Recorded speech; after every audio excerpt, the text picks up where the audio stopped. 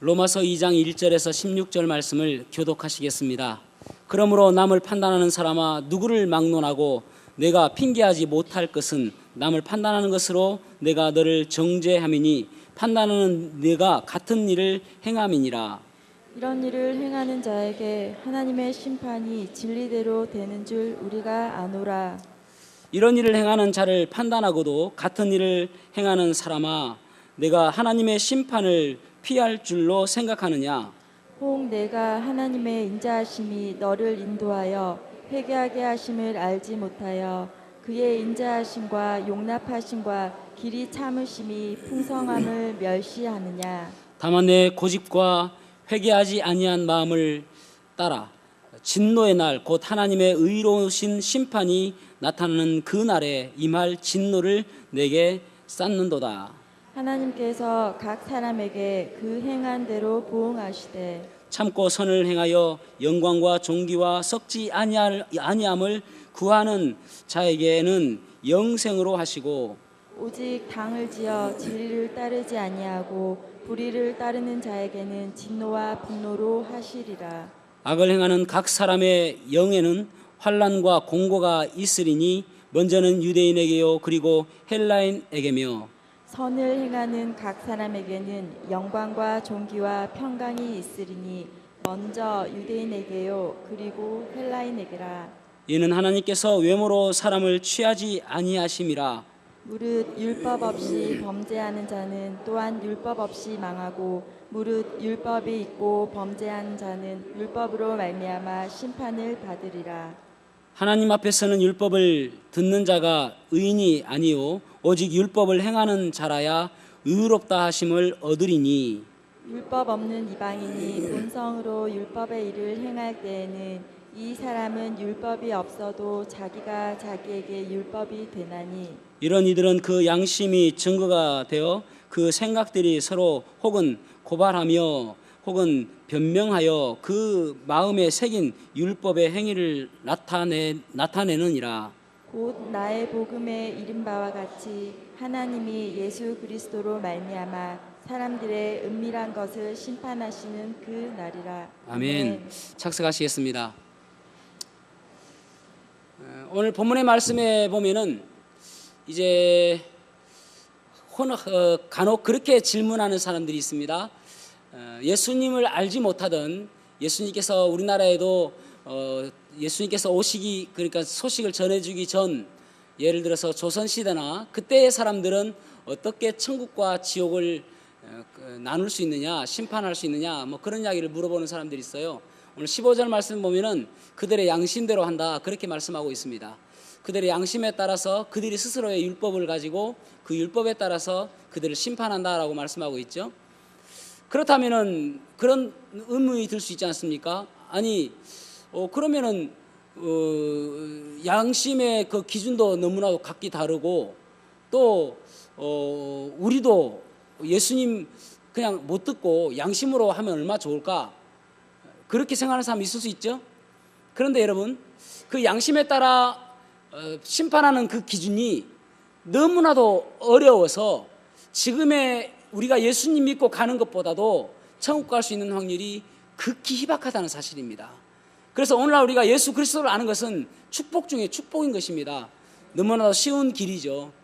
오늘 본문의 말씀을 통해서 오늘은 이제 하나님의 심판에 대해서 이야기하려고 합니다. 오늘 본문 말씀을 보면은 인간의 미숙한 심판과 하나님의 판단, 하나님의 심판을 대조적으로 말씀해 주고 있습니다. 2장 1절에 보면은 그러므로 남을 판단하는 사람이 누구를 막론하고 내가 핑계하지 못할 것은 남을 판단하는 것으로 내가 너를 정죄함이니 판단하는 내게 같은 일을 행함이니라. 판단하는 내가 같은 일을 행함이니라 그렇게 말씀하고 있습니다. 인간의 판단은 이렇게 공정하지 못하고 또 인간의 판단은 선입견이 있어서 뭡니까 자기의 마음대로 판단하는 미숙한 판단을 한다 그렇게 말씀하고 있죠. 2절 말씀 보세요.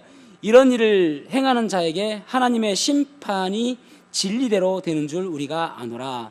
인간은 진리대로 심판하지 못합니다. 그런데 하나님께서는 그 진리대로 심판한다 그렇게 말씀하고 있습니다. 3절도 보세요. 이런 일을 행하는 자를 판단하고도 같은 일을 행하는 사람아 네가 하나님의 심판을 피할 줄로 생각하느냐. 여기도 보면은 사람의 판단과 하나님의 심판을 대조적으로 말씀하고 있습니다.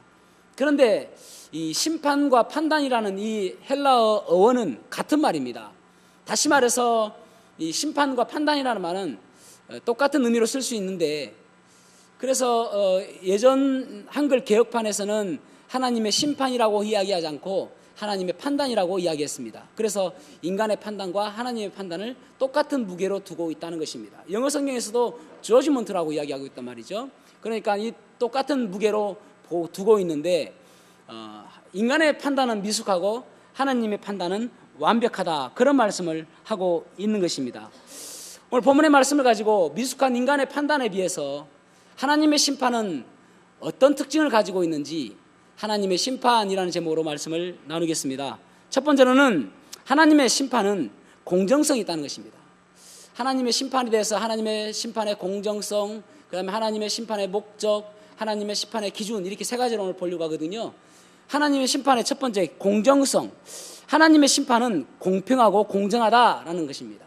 인간은 그렇지 못하죠. 인간은 항상 선입견을 가지고 있어서 나에게 이롭게 판단합니다. 때로는 다른 사람들을 깎아내리기 위해서 판단하고 다른 사람들을 낮추고 다른 사람들에게 수치심을 주기 위해서 판단하는 경우가 많이 있습니다. 예를 들어서 우리가 흔히 하는 내로남불이라는 말이 있죠. 내가 하면 로맨스고 남이 하면 불륜이다. 이것도 나에게 이롭게 하는, 나만 바라보는 그런 판단 아닙니까? 인터넷에 보니까 이런 글이 있어요. 침묵에 대해서 내가 침묵하면 생각이 깊은 것이고 남이 침묵하면 아무 생각도 없는 것이다. 화에 대해서도 내가 화를 내면 소신이 뚜렷한 것이고 남이 화를 내면 쫀쫀한 것이다. 남편도 며느리에게는 남편에게 쥐어 살아야 된다라고 이야기하고 딸에게는 남편을 휘어잡고 살아야 된다라고 이야기한다는 것입니다. 옷도 남이 잘 차려입으면 허영심이 많은 것이고 내가 잘 차려입으면 미적 감각이 뛰어난 것이다. 무엇을 강조한 말입니까? 어디까지나 우리의 선입견 가운데 내 마음대로 판단하는 그런 모습을 이야기하고 있지 않습니까? 우리가 흔히 이야기하는 마녀사냥이라는 단어를 가끔 씁니다.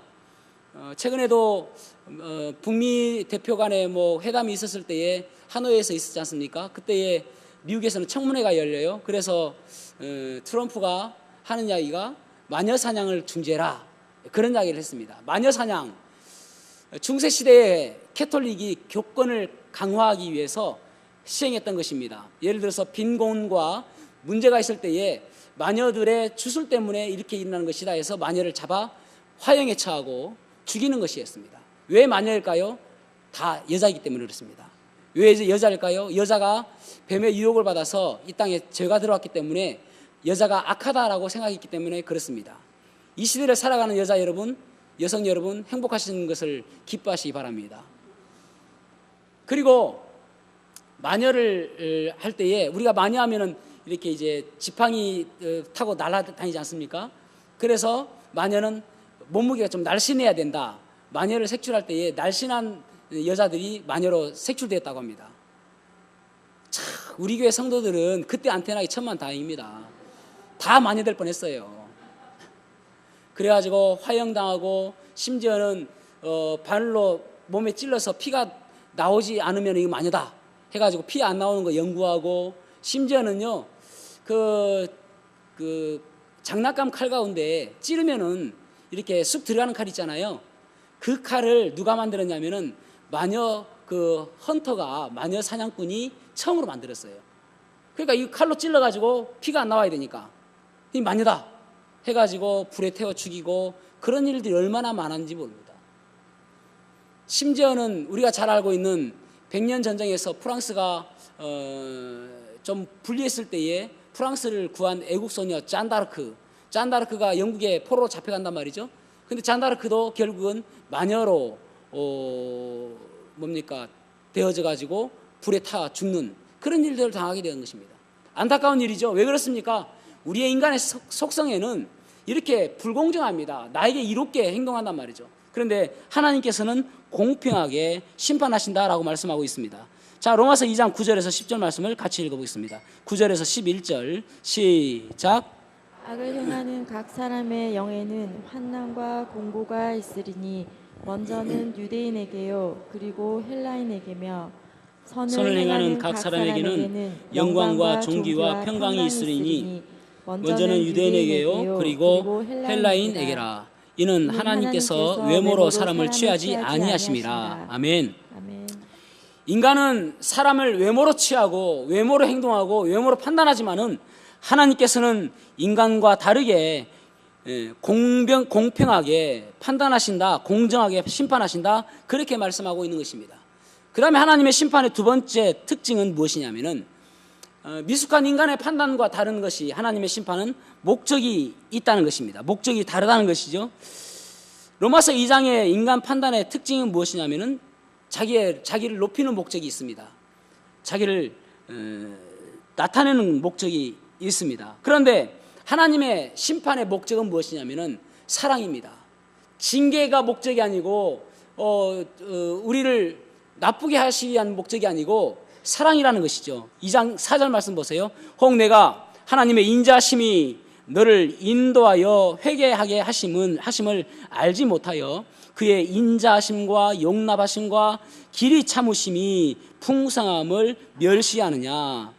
하나님의 심판의 목적은 우리에게 사랑이 있고 우리를 살리시기 위해서 있기 때문에 때론 참으시고 기다려주신다는 것입니다. 그래서 여러분, 지금 내가 당장 심판받지 않는다고 해서 느긋하는 것이 아니라 지금도 여전히 인내하시고 기다려주시는 거예요.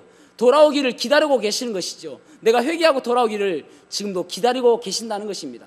그래서 예수님께서 우리를 위해서 십자가에 달려 돌아가신 그 이유는 바로 나를 사랑하심으로 해서 내가 주님 앞에 섰을 때까지, 그때까지 내가 회개하고 주님의 사랑으로 돌이키라고 지금 인내하고 계시는 거예요.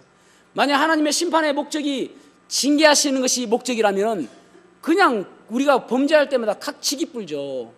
그렇지 않겠습니까?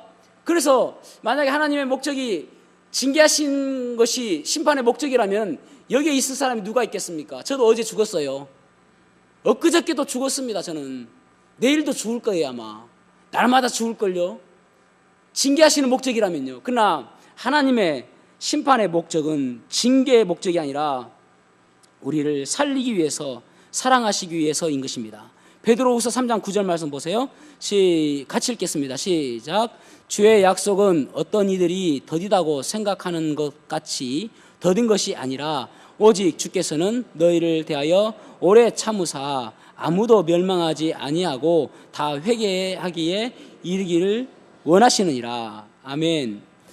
주님께서는 우리가 모두가 다 회개하기를 원하신단 말이에요. 그래서 결국은 그리스도의 사랑을 깨닫고 구원받기를 주님께서는 지금도 여전히 원하시기 때문에 지금도 기다리고 있다는 것입니다. 당장 심판하지 아니하시고요, 당장 징계하지 아니하시고요. 그래서 주님께서 우리를 판단하시고 심판하시는 그 이유가 사랑이기에 우리도 다른 사람들을 바라볼 때에 판단하는 그 이유가 사랑이어야 된다고 지난주에 말씀드렸잖아요. 다른 사람을 비판하고 평가하는 거 좋다. 그렇지만은 사랑하기 때문에 평가해야 된다는 것이죠. 그 사람을 감싸주기 위해서 평가해야 된다는 것이죠. 예전에 프랑스에요, 루이 12세가 있었습니다. 그 사람이 왕이 되었을 때가 프랑스의 르네상스를 이루었다라고 많은 사람들이 평가합니다. 그런데 이 사람이 순탄하게 왕이 된 게 아니라 중간에 정적들에 의해서 죽을 고비도 넘기고요. 그러다가 결국은 왕이 되었거든요. 그러다 보니까 주위에 많은 사람들이 이제 두려운 거예요. 이제 결국은 우리를 다 우리를 다 죽일 것이다. 그런 생각을 갖게 되어진 것이죠. 그래서 이제 들려오는 이야기는 또 왕이 사람의 이름을 적어놓고 그 옆에 십자가를 그려놓는다더라. 그래서 십자가에 달려 죽이려는가 보다. 그런 두려움이 쌓이게 되는 것입니다. 그 정적들이요. 그래서 어떤 사람들은 프랑스를 떠나기도 하고 숨어 지내기도 하고 그렇습니다. 그런데 어느 날 왕이 그 이름이 적혀 있는 그 사람들을 다 부른 거예요. 그때 그들이 그 불려 나올 때 얼마나 조마조마했겠습니까? 야, 오늘이 내 제사 날이구나. 오늘 결국은 내가 심판받는 날이구나. 내가 안갚음을 봉하는 날이구나. 그런 복수하는 날이구나. 그런 생각이 들지 않겠습니까? 그래 딱 앉아 있는데 왕이 하는 이야기가, 자, 여러분들 이름 옆에 십자가가 있습니다. 그 이유는 무엇인가 하면은 나는 그리스도의 사랑 때문에 당신들을 용서합니다. 그렇게 이야기하는 거예요. 그리스도의 사랑 때문에 당신들을 용서합니다. 여러분, 우리의 삶의 모습이 주님께서 나를 사랑하셔서 나를 구원하여 주셨기 때문에 나도 다른 사람들을 용서하고 사랑하는 모습이 있어야 되는 것입니다. 그것이 우리의 삶이 되어야 되는 것이죠.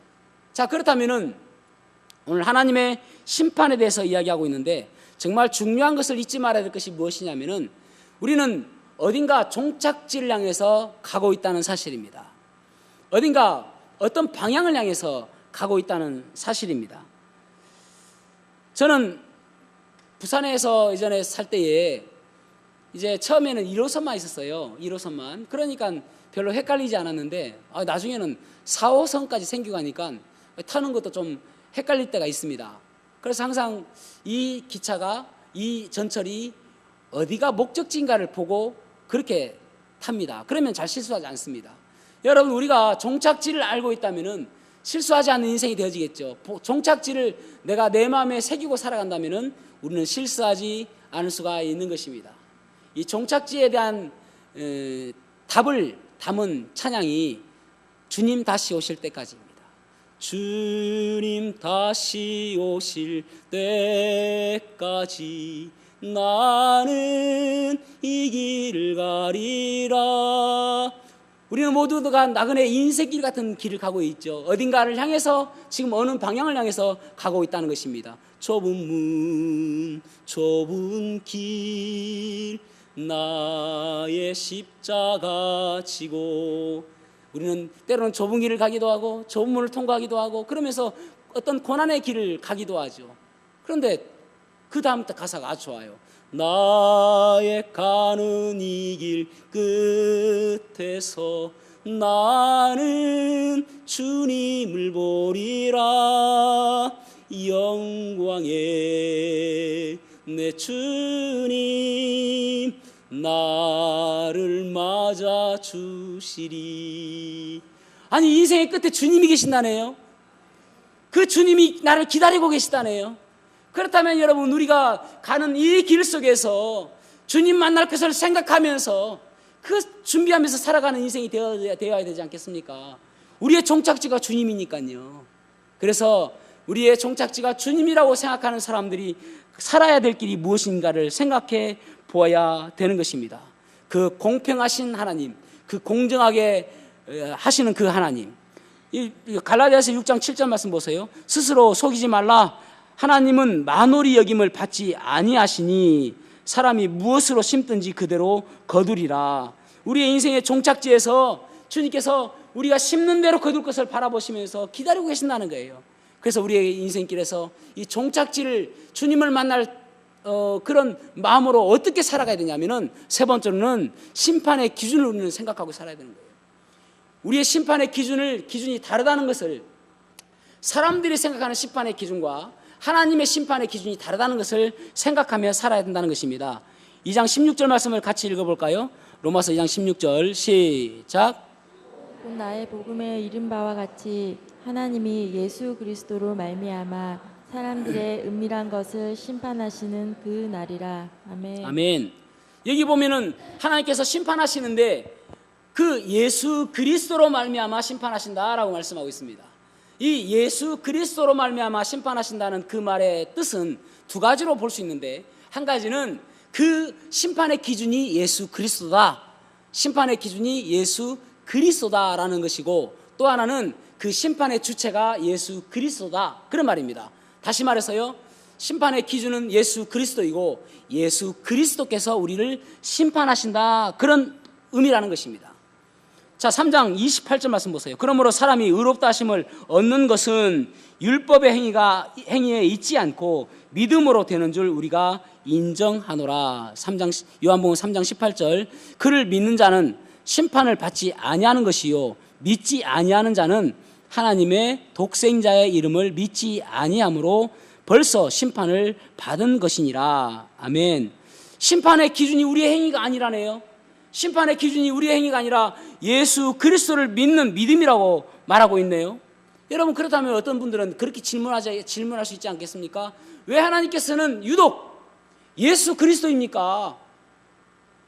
우리의 왜 행위로 하지 않습니까? 나는 좀 착하게 살려고 하고 좀 의롭게 살려고 하는데 왜 우리의 행위로 심판하지 않습니까? 라고 여러분 질문할 수 있지 않습니까?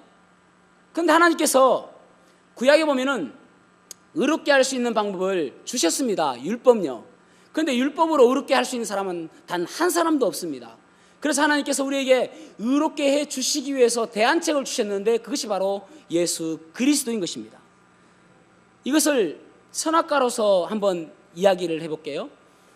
하나님께서 아담과 하와를 창조하셨어요. 그리고 너희들은 이 땅에서 모든 것을 다스리며 또 살아라, 그렇게 누리며 살아라라고 말씀하십니다. 생육하고 번성하라라고 말씀하세요. 그런데 단 한 가지 단서를 주십니다. 무엇이냐면은 동산 중앙에 선악과의 나무를 심어놓은 거예요. 그 선악과를 바라보면서 이것만큼은 따먹지 말아라라고 이야기합니다. 그런데 그들이 따먹었습니다. 그런데 여러분, 이 선악과를 따먹지 말아라는 그 이유는 선악과를 볼 때마다, 아니 하나님께서 왜 하필이면은 저기 구석에 좀 놔둬가지고 잘 보이지 않는 곳, 그러면은 유혹도 좀 덜 받을 거 아닙니까? 그런데 딱 동산 중앙에 심어놔가지고 어디를 다닐 때마다 그 선악과를 보는 거예요. 어디를 갈 때마다 선악과를 보는 거예요. 그러면서 그 선악과를 볼 때마다 무엇을 느끼는지 아십니까? 아, 나는 창조주가 아니고 나는 피조물이다. 그리고 나를 창조하신 분은 하나님이시고 나의 주인은 하나님이시다라고 고백하는 것이 선악과의 의미입니다. 단지 과일을 따먹은 것이라고요? 아닙니다. 과일을 따먹은 것이 아니라 그것은 하나님, 제가 이제 독립하겠습니다. 하나님께로부터 나는 멀리 떠나겠습니다. 나는 하나님의 그 명령을 듣지 않겠습니다. 나 스스로 한번 내 인생을 개척하며 살아보겠습니다 라는 그러한 독립선언인 것입니다. 그러니까 선악과를 따먹은 것은 하나님과의 관계가 깨진 거예요. 여러분, 예를 들어서 여기에 없는 제 아들 하민이가, 없으니까 군대가 있으니까 그 하민이를 이야기하죠. 하민이가 어느 날 저한테 왔어요. 실제 있었던 일이 아니니까 다음에 하민이 왔을 때 너 왜 그랬냐 이야기하지 마시기 바랍니다. 하민이가 저한테 와가지고, 아버지, 제가 아버지로부터 도저히 같이 못 살겠습니다. 제가 따로 떨어져 나가겠습니다. 호적도 파고 앞으로 아버지를 아버지라 부르지 않겠습니다. 그렇게 떨어져 나갔어요. 그럼 이 관계가 깨진 거 아닙니까? 이 하나님의 관계가 깨진 거란 말이에요. 그것을 회복시키신 분이 누구시냐면은 율법이 되어지는 게 아니에요. 그것을 회복시키신 분이 바로 예수 그리스도의 십자가인 것입니다. 하나님께서 예수 그리스도를 이 땅에 보내주심으로 인해서 그 예수 그리스도를 믿는 사람에게 하나님께서 너는 이제 나와 관계가 회복되었다, 선악과의 관계가 회복되었다, 다시 우리는 하나님께서 나의 주인이십니다라고 고백하며 하나님의 통치를 받기를 원합니다. 저는 피조물입니다라고 고백하며 하나님 앞에 서 있을 때, 그때 비로소 우리를 의인이라고 이야기해 주시는 것입니다. 그래서 여러분, 우리가 의가 무엇이냐라고 믿는 사람들에게 물어보면은 의가 무엇이죠? 라고 이야기하면은 대부분 많은 사람들이 이야기할 때에 의는 옳은 것 이렇게 이야기합니다. 옳은 것, 뜻의, 한자로 뜻의, 영어로는 righteousness라고 이야기하잖아요. 옳은 것이 의라고 표현을 많이 합니다. 그런데 여러분, 의란 righteousness라는 단어는 그 의미가 아니라 원래 의라는 것은 하나님의 관계입니다. 다시 한번요. 의는 하나님의 관계다. 그러니까 여러분, 하나님의 관계가 회복되어져 있는 사람을 하나님께서는 의라고 이야기하고 하나님의 관계가 회복되지 않은 사람을 악인이라고 이야기하는 것입니다. 내가 아무리 교회를 열심히 다니고 아무리 교회를 많이 다니고 내가 아무리 성경 말씀을 많이 안다 할지라도 하나님의 관계가 회복되지 아니하면은 예수 그리스도께서 십자가에 달리신 사실을, 내 죄 때문에 십자가에 달리셨다는 사실을 믿지 않을 때는 나는 여전히 악인인 거예요. 나는 아직도 의인이 아닌 거예요. 나는 아직도 하나님의 자녀가 아닌 거예요. 나는 아직도 사단의 자식인 것입니다. 그게 하나님의 방법이에요. 창조주 하나님의 방법요. 의인 되고 싶으십니까? 예수님의 십자가를 믿어야 됩니다. 그 방법밖에는 아무것도 없는 거예요, 여러분. 그때에 비로소 너는 의인이다, righteousness라고 이야기하는 그 의가 우리에게 이루어지게 되는 것입니다. 사랑하는 성도 여러분, 여기 유대인들은요, 여전히 자기들은 알량한 율법 좀 지키고 하나님께 선택받은 것 때문에 그것이 의인인 것처럼 생각했어요. 그러나 예수 그리스도가 아니면은 결코 의인이 될 수가 없는 것입니다. 그래서 예수 그리스도가 내 삶의 기준이 되어야 되는 거예요. 에베소 5장 21절에 보면은 그리스도를 경외함으로 피차 복종하라, 그렇게 말씀하고 있습니다. 그리스도를 경외함이 기준이 되어질 때에, 그리스도를 경외함의 기준이 되어지는 가정이 되어질 때에 가정이 살아나고요, 그리스도를 경외함의 기준이 될 때에 부부가 살아나고요, 그리스도의 기준이 되어지는 교회가 되어질 때에 교회가 살아나게 되는 것입니다. 그래서 바로 이 십자가가 우리의 깨어졌던 하나님과의 관계를 회복시켜 주시는 것입니다. 그때 우리가 고백할 수 있는 단어가 히브리서 12장 2절 말씀처럼 믿음의 주요 또 우리를 온전케 하시는 그리스도를 바라보는 믿음으로 살아가게 되어지는 것입니다. 선악과가 복구되어지는 인생, 하나님의 관계가 회복되어지는 인생을 사모하시기를 바랍니다. 우리의 인생의 종착지가 바로 주님께서 우리를 예수 그리스도를 기준으로 살아간다라고 말씀했고요, 또 한 가지는 예수 그리스도께서 우리를 심판하신다는 사실입니다. 기준이 예수 그리스도시고 우리를 심판하실 분이 예수 그리스도시다. 그런데 무엇을 심판하신가 하면은 16절에 보면은 우리의 은밀한 부분까지 심판하신다, 그렇게 말씀하고 있습니다. 은밀한 부분. 그래서 여러분, 저번에도 제가 설교 시간에 이야기했지만 우리의 눈은 다른 사람을 자꾸 향해요. 그래서 다른 사람의 잘못을 지적하고 그러잖아요. 그런데 우리의 눈이 우리 자신을 바라봐야 된단 말이죠. 나는 어떤가예요. 어떤 교회에서 기도원에 철학 기도를 하러 갔어요. 거기에는 여러 성도들이 가면서 집사님들도 같이 가게 되었죠. 근데 그 옛날에 우리 금요 우리도 철학 기도 했지 않습니까? 그때 보면은 제가 딱 보면은 자는 사람 알 수 있습니다. 주여 주여 침 닦고 이렇게 하시는 분들이 졸다 일어나신 분들이에요. 철학 기도가 쉽지 않지 않습니까? 그 교회에서도 철학 기도를 쭉 하면서 이제 한 사람 한 사람 조는 거예요. 보니까 박 집사님이 계시는데 침을 질질 흘리면서까지 자네요. 그런데 한 자매가 자기는 이 기도에 대한 숙달이 좀 돼 있어요. 그래서 잠을 안 자고 잘해요. 그래서 주위를 쭉 보니까 아이고 뭐 다 자고 있네. 그래서 하나님께 기도해요. 하나님, 우리 교회는 이게 문제입니다. 기도 훈련이 안 돼가지고 이 하룻밤 안 자는 것도 잘 못하고 다 저렇게 졸고 있는 거 보십시오. 참 한심스럽지 않습니까, 주님? 그러니까 주님께서 바로 답을 주세요. 니도 자라. 그렇게 불편하려면 너도 자라. 아니, 기도하려면 기도하고 불평하지 말고 기도해야지.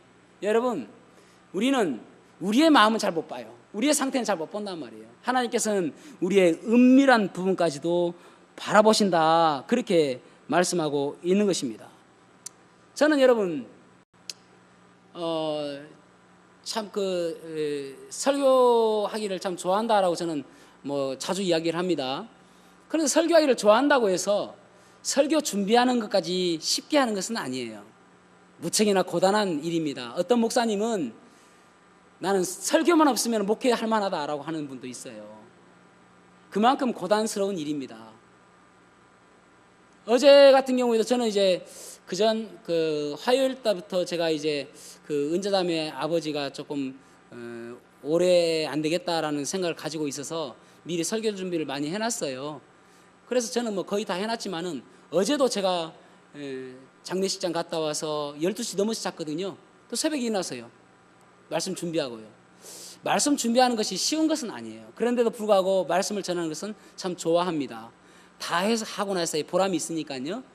근데 말씀을 전한다고 해서 항상 잘 되는 것은 아니잖아요. 때로는 죽이 될 때도 있고요. 때로는 밥이 될 수도 있어요. 어떨 때는 정말 잘 준비했는데 지나고 나면은 좀 한심스러울 정도로 왜 죽이지? 그러면 어떤 성도들은 그럴 거 아니에요. 목사님 죽 잘 먹었습니다. 그렇게 갈 수도 있는데 그런 말씀 안 하시고 은혜가 되었습니다라고 하시니까 얼마나 감사한지 몰라요. 그러면 이제 죽 되었으면은 여러분들도 밥 하면은 죽할 때 있잖아요. 솔직히 밥이 좀 되게 할 때도 있고. 근데 죽하고 딱 이제 죽 만들고 집에 가면은 딱 누워 있으면은 자꾸 그런 마음이 드는 거야. 아이고 우리 성도들이 또 일주일간 말씀으로도 살아야 되는데 이 죽 먹고 어떻게 힘내서 살까? 그런 걱정이 되는 거예요.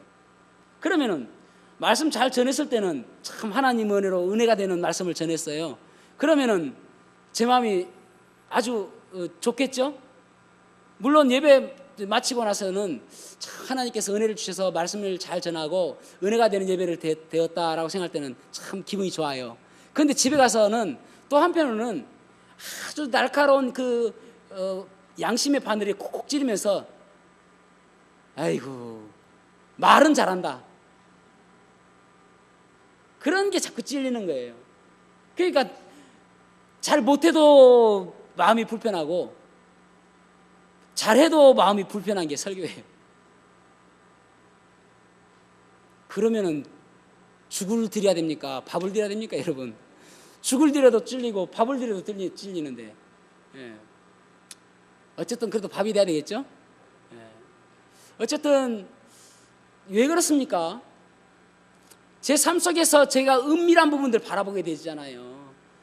말만 할 것이 아니라 너도 내 삶 속에서 지켜야지라는 생각이 들잖아요. 부모들이 자녀들한테 그러지 않습니까? 너 이거 해라, 이거 해라, 이거 해라. 그거 부모들이 그 정도 할 정도 같으면은 우리 청소년들이 정말 좋아하는 이야기입니다. 부모들이 그거 하면은요, 부모들 진짜 훌륭한 사람 됩니다. 부모들도 그거 다 못 지키거든요. 그럼 자녀들한테는 이거 해라, 이거 해라 하잖아요. 아멘이죠? 이럴 때는 청소년들이 아멘 해야 되는데요.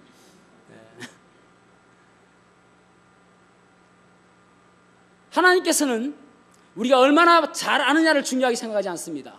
얼마나 많이 아느냐를 중요하게 생각하지 않습니다. 심지어는 네가 어떤 일을 하고 있냐가 중요하게 생각하지 않습니다. 말씀을 아는 것이 중요한 것이 아니라 내 삶 속에서 얼마나 그 말씀을 잘 실천하며 살아가는지 그것을 말씀하고 있는 것입니다. 로마서 2장 23절 말씀 보세요. 율법을 자랑하는 내가 율법을 범함으로 하나님을 욕되게 하느냐. 오늘 본문 6절에서 8절 보세요. 하나님께서 각 사람에게 그 행한 대로 보응하시되 참고 선을 행하여 영광과 존귀와 썩지 아니함을 구하는 자에게는 영생으로 하시고 오직 당을 지어 진리를 따르지 아니하고 불의를 따르는 자에게는 진노와 분노로 하시니라. 하나님의 심판의 기준입니다. 다음 9절에서 10절요. 악을 행하는 각 사람의 영에는 환난과 공고가 있으리니 먼저는 유대인에게요 그리고 헬라인에게며 10절 선을 행하는 각 사람에게는 영광과 존귀와 평강이 있으리니 먼저는 유대인에게요 그리고 헬라인에게라. 삶이 따라야 되는 것입니다. 삶이 뒤따라야 되는 것이죠. 2장 21절에서 23절 보세요. 그러면 다른 사람을 가르치는 네가 내 자신은 가르치지 아니하느냐? 도둑질하지 말라 선포하는 내가 도둑질하느냐? 간음하지 말라 말하는 내가 간음하느냐? 우상을 가증히 여기는 내가 신전 물건을 도둑질하느냐? 율법을 자랑하는 내가 율법을 범함으로 하나님을 욕되게 하느냐? 익숙한 말씀이지 않습니까? 그런데 얼마나 심각한 말씀입니까? 제가 오늘 말씀을 잘 전하고 오후에 현대백화점 가가지고 보니까 너무나 좋은 스마트폰이 있어요. 그래서 세볐어요. 그러면 됩니까? 제가 오후 예배 마치고 너무 피곤해가지고 둘째 여자에게 가가지고 너무 피곤했다고, 오늘 말씀 전하는데 내가 너무 수고했다고, 그렇게 좀 쉬고 싶다고, 그렇게 해가 되겠습니까?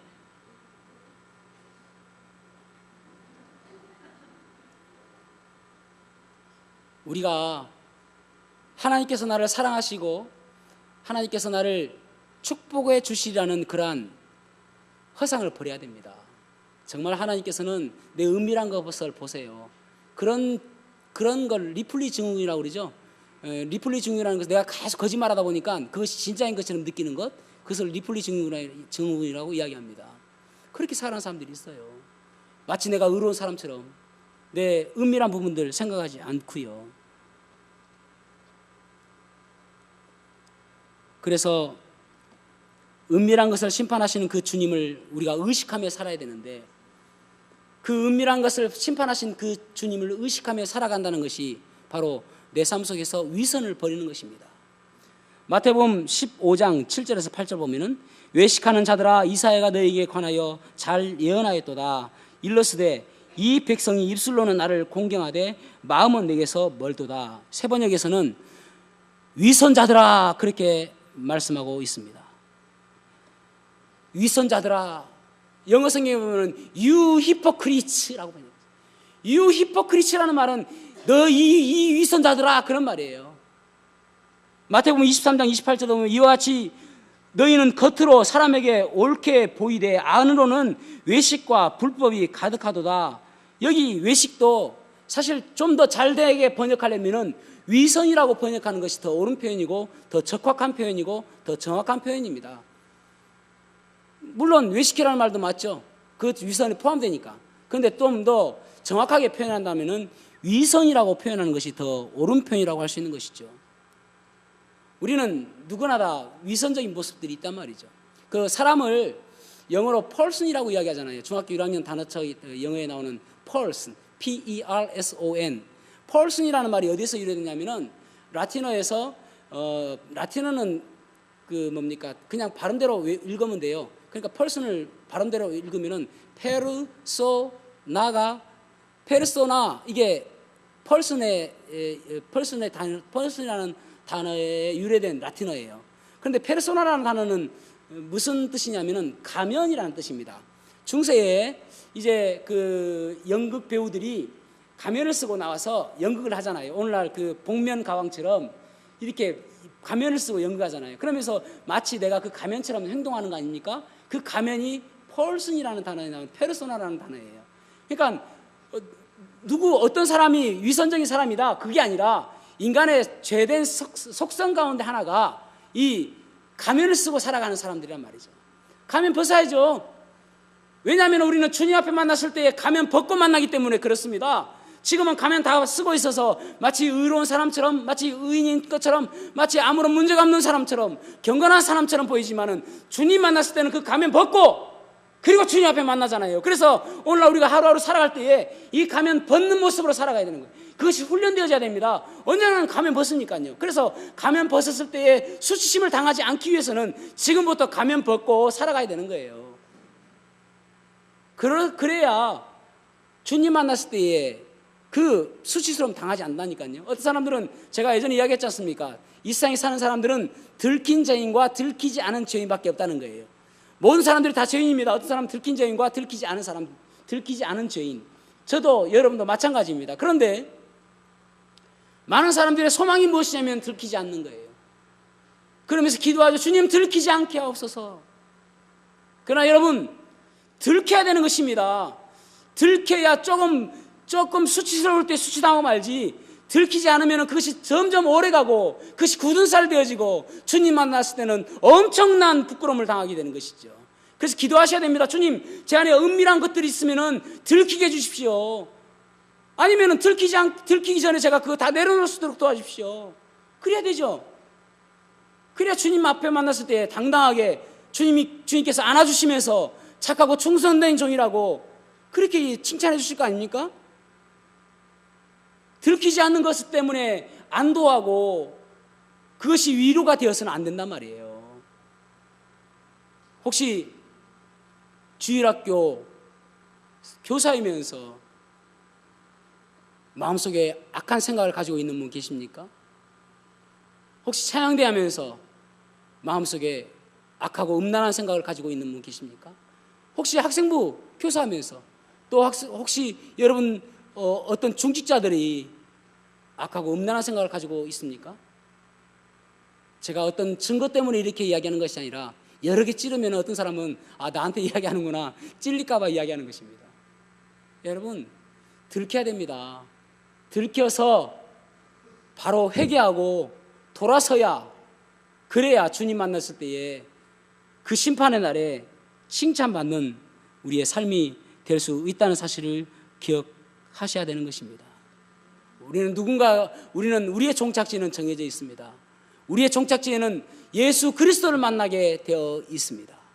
그때에 예수님께서 나를 의인이라고 칭해 주실지 악인이라고 칭해 주실지, 또 내 삶 속에서 은밀한 것을 들추시며 너 이거 왜 계속 가지고 있었냐라고 책망하실지, 아니면 그때 내려놓은 것에 대해서 칭찬하실지, 우리는 날마다 깊이 의식하며 살아가는, 하나님의 심판을 의식하며 살아가는 저와 여러분이 되기를 주님의 이름으로 축복합니다. 기도하시겠습니다.